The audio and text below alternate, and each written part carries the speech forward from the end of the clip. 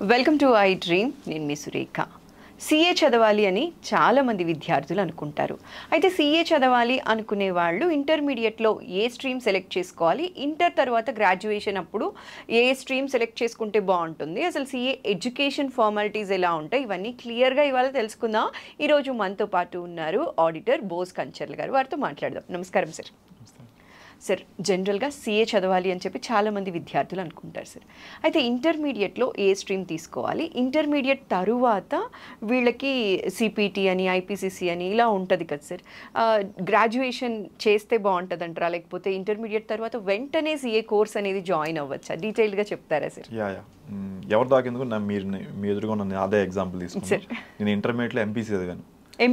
ఎంసెట్ కూడా ఇంకొక 1 month లో ఎంసెట్ రాయాల్సింది ఉన్నాగా అప్పట్లో ఫీజులు పెరిగినాయి అని చెప్పి ఒక మిడిల్ క్లాస్ పర్సన్ ని మాకు సంవత్సరానికి 30,000 40,000, అది కూడా ఓసీ కేటగిరీ కాబట్టి ఒకవేళ మంచి ర్యాంక్ రాకపోతే మళ్ళీ ఇంకా పెరిగిపోద్ది అని చెప్పి సిఏ అయితే సంవత్సరానికి 10,000తో అయిపోద్ది అని చెప్పి వెంటనే నేను సిఏ జాయిన్ అయిపోయాను. ఫ్యామిలీకి ఫినాన్షియల్ బర్డెన్ ఉండకూడదనే ఉద్దేశంతో డిస్కౌంట్ ఎంసెట్ కట్టిన ఫీజు కూడా కొంచెం సగం 50% వాపస్ తీసుకున్నాను కాలేజ్ నుంచి. తీసుకుని సిఏ జాయిన్ అయ్యాను. సో ఎంపీసీ స్టూడెంట్ కూడా సిఏ చేయొచ్చు.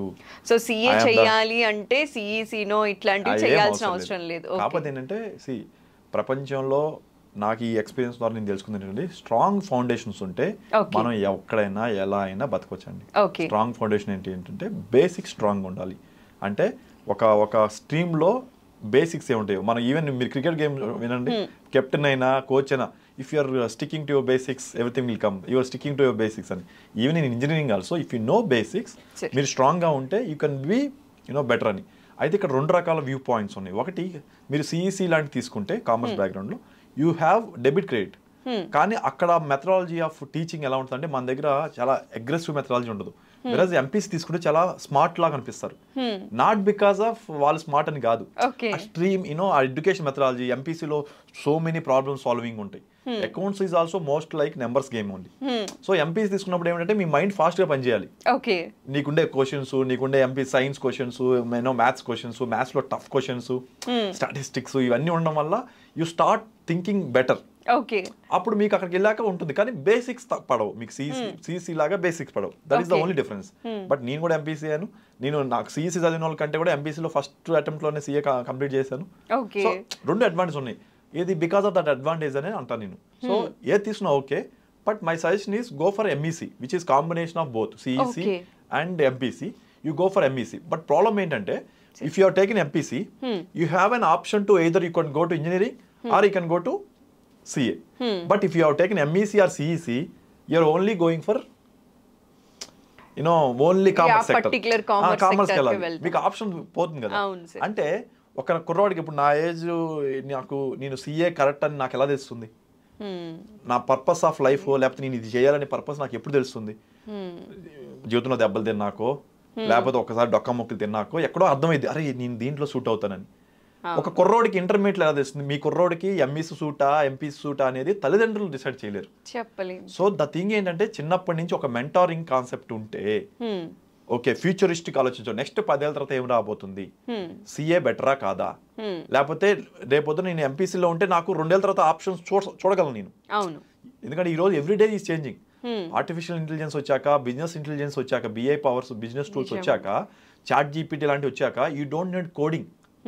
You just need a person who can rectify the code. ఎందుకంటే basic code system is giving. అలాంటప్పుడు మీరు మీ ప్రేక్షకులకి మీరు చెప్పదలుచుకుంది ఏంటంటే, when you have an option, అంటే ఎవ్రీథింగ్ ఈస్ చేంజింగ్ ర్యాపిడ్లీ అన్నప్పుడు go for MPC. You start working. After 2 years you know what is going అని. ఎందుకంటే 2 years తర్వాత మీ వాడు ఇంకొంచెం మెచ్యూర్డ్ అవుతాడు. మీ అబ్బాయో మీ అమ్మాయి కొంచెం మెచ్యూరిటీ లెవెల్ పెరుగుతాయి.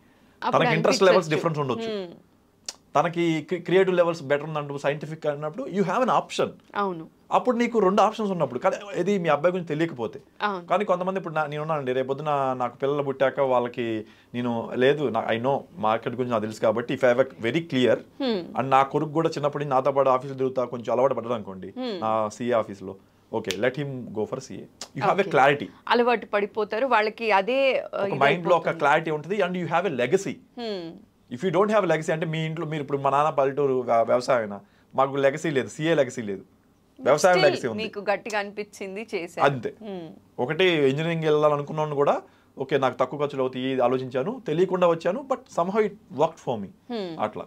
సార్ అయితే ఇంటర్ తర్వాత మనకి ఇది సిపిటి ఐపీసీసీ ఫైనల్స్ అంటూ ఉంటారు కదా సార్, దీని గురించి ఒకసారి క్లియర్ గా చెప్తారు? సో నేను మీ ప్రేక్షకులు చెప్పదలుచుంది ఏంటంటే సిఏ ఎలా జాయిన్ అవ్వడానికి 2 ఆప్షన్స్ ఉన్నాయండి. ఇంటర్మీడియట్ తర్వాత జాయిన్ అవ్వచ్చు, డిగ్రీ కంప్లీట్ చేసుకుని జాయిన్ అవ్వచ్చు. ఓకే, డిగ్రీలో కూడా మీరు బీఎస్సీ చేసి కూడా జాయిన్ అవ్వచ్చు. ఓకే, డిగ్రీలో కూడా కామర్స్ తీసుకోవాల్సిన అవసరం లేదు. ఓన్లీ థింగ్ ఏంటంటే 55% కావాలి if you are other than commerce stream ఉంటే. ఓకే, పర్సంటేజ్ కామర్స్ కాకపోతే మాత్రం 55% ఉండాలి ఆ కోర్సులో. సపోజ్ ఎంపీసీ తీసుకున్నాం, మినిమం 55 ఉండాలి. అదే మీరు సిఈసి తీసుకుంటే 50 is enough. Okay, that is the only criteria. అలాగే డిగ్రీలో మీరు బీకామ్ తీసుకున్నారు, 50 is enough. Okay, suppose BSc తీసుకున్నారు, బీఎస్సీ నర్సింగ్, దెన్ 55 కావాలి. That is the only criteria. Okay, other than there is no other criteria, you can start. So intermediate తర్వాత వెళ్ళడం ఉంది, degree తర్వాత వెళ్ళడం. My suggestion is go for after intermediate parallel గా degree చేయండి. See ultimately ఇవాళ రేపు why do you waste 3 years of degree life? ఎందుకంటే మీరు డిగ్రీ చేసి వచ్చాక మీకు మహా అయితే సేవ్ అయ్యేది 1 year ఆఫ్ ఫౌండేషన్ లెవెల్, ఏదైతే సిపిటి లెవెల్ ఉందో అది చేయకర్లా. సిపిటి ఎలాగో ఇప్పుడు రీసెంట్ జస్ట్ 1 month బ్యాక్ మా ఇన్స్టిట్యూట్ ఒక కొత్త అప్డేట్ ఇచ్చింది. సంవత్సరానికి 3 సార్లు ఎగ్జామ్స్ పెడతారు. ఇంతకుముందు 2 times ఉండేది, ఇప్పుడు 3 times ఎగ్జామ్స్. సిపిటికి ఐపీసీసీకి ఇద్దరికి, ఫస్ట్ లెవెల్ కి సెకండ్ లెవెల్ కి. ఫైనల్ లెవెల్ కి again only 2 times. That means సంవత్సరంలో 3 నెలలు అయిపోయే కోర్స్ కి your how many years your study? Okay, 3 years. మీరు డిగ్రీ చేయడం వల్ల మీరు అవాయిడ్ చేసేది 3 months కోర్స్ ఉంది చూసారా సిపిటి, అది ఒక్కటే చేయక్కర్లేదు. డిగ్రీ పాస్ అయ్యాక మీరు సెకండ్ లెవెల్ కి రిజిస్టర్ అవ్వచ్చు. సో ఆడిటర్ అవ్వాలి అనుకునే వాళ్ళు ఫస్ట్ ఎంట్రన్స్ ఎగ్జామ్ సిపిటి. ఈ సిపిటి ఇంటర్ అయిపోయిన వెంటనే రాయొచ్చు, డిగ్రీ అయిపోయిన వాళ్ళు కూడా రాయొచ్చు. ఇది పాస్ అయిన తర్వాత, అంటే డిగ్రీ అయిపోయిన వాళ్ళు సిపిటి అవసరం లేదు ఇంకా, కానీ నా ఉద్దేశం అంటే 3 years వేస్ట్ చేయడం ఎందుకు? 3 months లో అయిపోతుంది కదా నీకు ఫస్ట్ లెవెల్.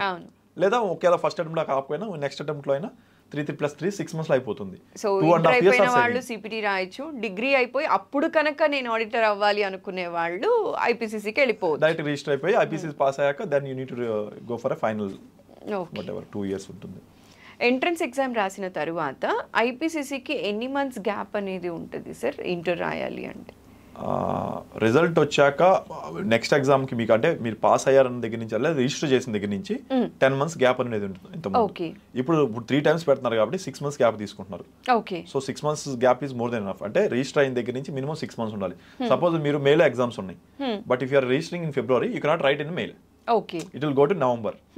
సో మీరు కరెక్ట్ గా ప్లాన్ చేసుకోగలిగితే మీరు కరెక్ట్ గా 3 మీరు ఇంటర్మీడియట్ ఎగ్జామ్ రాస్తారు మార్చిలో, మీరు డిసెంబర్లో రిజిస్టర్ చేస్తే లేదా నవంబర్లో రిజిస్టర్ చేస్తే బిఫోర్ అంటే ఇంటర్మీడియట్ అవ్వకుండానే, సెకండ్ ఇయర్ ఆఫ్ ఇంటర్మీడియట్ అవ్వకుండానే అలా కూడా రిజిస్టర్ చేసుకోవచ్చు.